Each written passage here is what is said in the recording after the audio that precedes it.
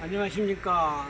오늘은 사실 얼마 전에 작년에 우리가 참 우리를 사랑해 주시는 형님 한 분이 이 LA 근처에 가는 쪽에 샌 게브리엘이라는 곳이 있습니다.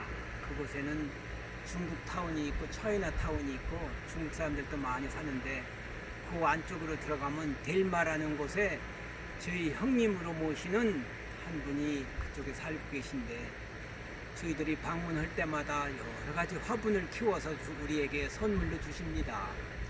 그런데 작년에 이 무화과 나무를 한 3갤런 화분에 들어있는 것을 저한테 주셨는데 그때 주실 때 무화과가 이렇게 몇 개가 열렸었어요.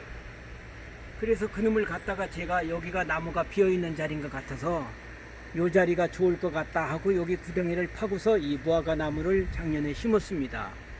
그런데 제가 여기 땅을 파다 보니까 여기는 토질이 아주 바위는 아닌데 모렐로 된 토질인데 바위같이 단단해요. 시멘트 샌드 같아요.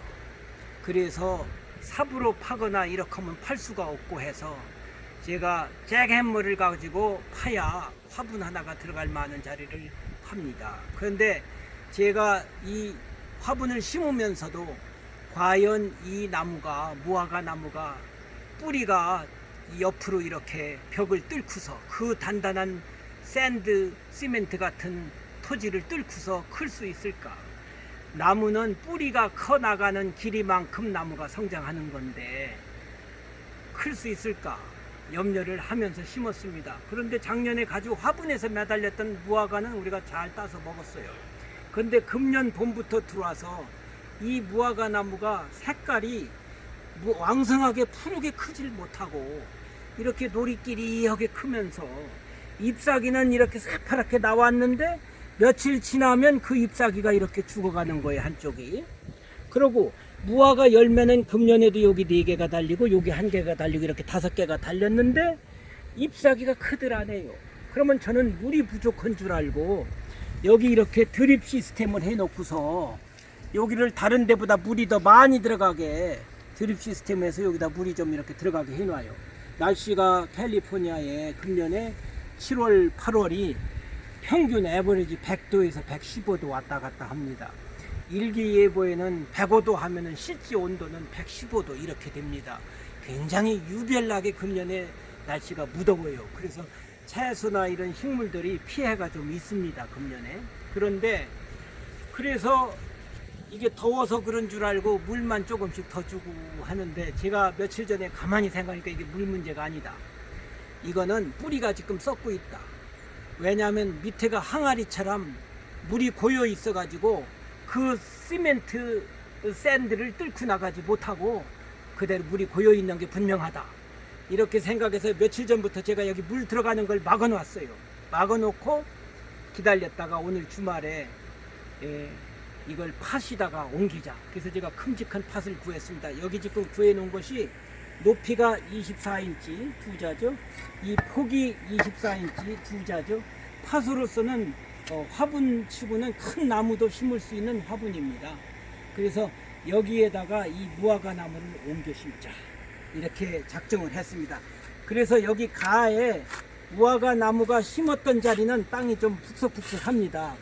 그래서 제가 여기다가 위에 거름 흙을 좀 얹어 놓고 이 흙을 파서 바로 그 옛날 화분 모습 그대로 있는 것 같아요. 지금 제가 삽질을 하면서 보니까 이렇게 해서 이 무화과 나무 가해를 파보겠습니다. 이 안에 제가 지금 느끼는 게 물이 있어요. 물. 산 밑에서 철컥철컥 하는 소리가 들려요. 그래서 이 무화과 나무를 한번 뽑으면 옛날 화분 있던 그대로 나올 것 같아요. 한번 뽑아봅시다. 그렇죠? 뿌리가 하나도 자라질 않았어요. 이 나무가 보조목이 잘라졌는데 옛날에 심었던 보조목 그대로 있는 거예요. 요거 옛날에 심었던 보조목 그대로 있어요. 이 화분에 심었을 때 있던 보조목이 그보다 하나도 크지도 않고 1년이 됐는데 이대로 있어요. 그래서 지금 이것을 뽑아 봤는데, 자 여기 보세요. 이 안에 물이 썩어서 있어요. 이 안에 이렇게 철걱철걱하게 물 보이죠? 냄새가 아주 고약해요. 이 나무 밑에 물이 이렇게 썩어 있어요. 그 얘기는 물이 여기 주면 이 무화과 나무가 먹고서 나머지는 이 안에서 항상 고여 있는 거예요. 그러니까 이 무화과 나무가 밑에는 썩은 물에서 가스가 차오르죠. 물이 썩으면 가스가 오르게 돼 있잖아요. 위에서 잔디 위 표면에 있는 흙에서 주는 영양분만 먹고 뿌리가 썩기 시작하는 거예요. 그러니까 이 나무가 클 수가 없죠. 또 그런데도 와중에 제가 물을 아침 저녁으로 한 번씩 주니까 제게 보답하려고 그 와중에 병든 상태에서 열매가 5개 열렸어. 너무 감사하죠?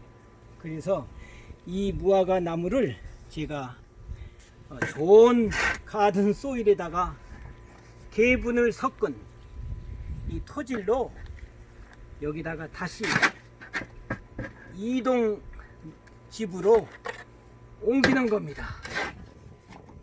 음지에서 양지로 사망의 음침한 골짜기에 뿌리를 내렸다가 거의 죽게 되었을 때 주인이 그걸 발견하고서 양지로 자리를 옮겨주는 겁니다. 이 무화과 나무가 얼마나 기뻐할까. 내가 가시밭길로 향하고 있을 때 내 손을 잡고 돌짝밭 가시밭에서 옥토의 땅으로 나를 옮겨 놓는 그 경험을 이 무화과 나무가 하는 겁니다.